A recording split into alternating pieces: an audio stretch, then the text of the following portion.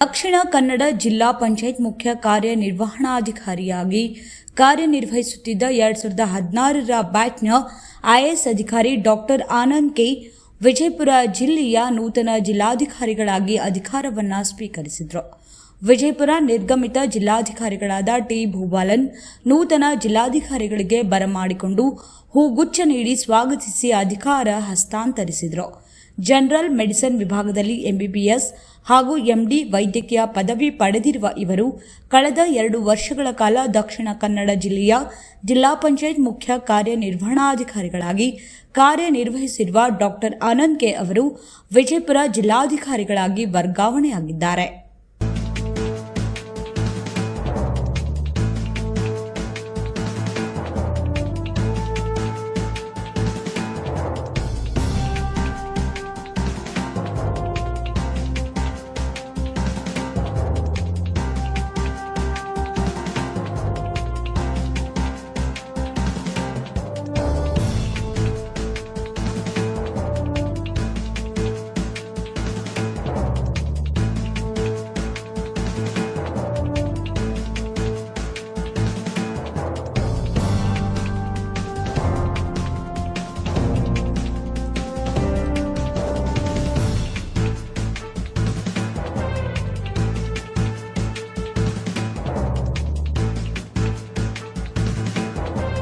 ನಾವು ಹೋಗಿ ಅಲ್ಲಿ ನಿಂತ್ಕೊಂಡ್ರೆ ಸಾಕು. ಸೊ ಅವ್ರೇ ನಾವ್ ಏನ್ ಪ್ರಶ್ನೆ ಕೇಳೋದಕ್ಕೆ ಬಂದಿದೀವೋ ಅದಾಗದೆ ಅವರೇ ಹೇಳ್ತಾರೆ.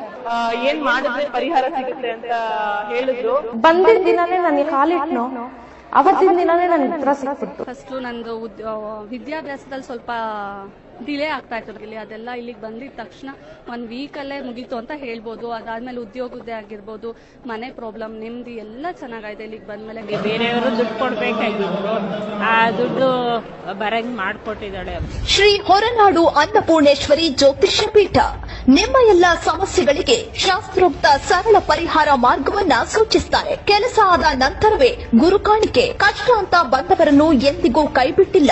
ಪರಿಹಾರ ಪಡೆದ ಜನರ ಅಭಿಪ್ರಾಯವನ್ನ ನೋಡಿ ಹಿಂದೆ ಕರೆ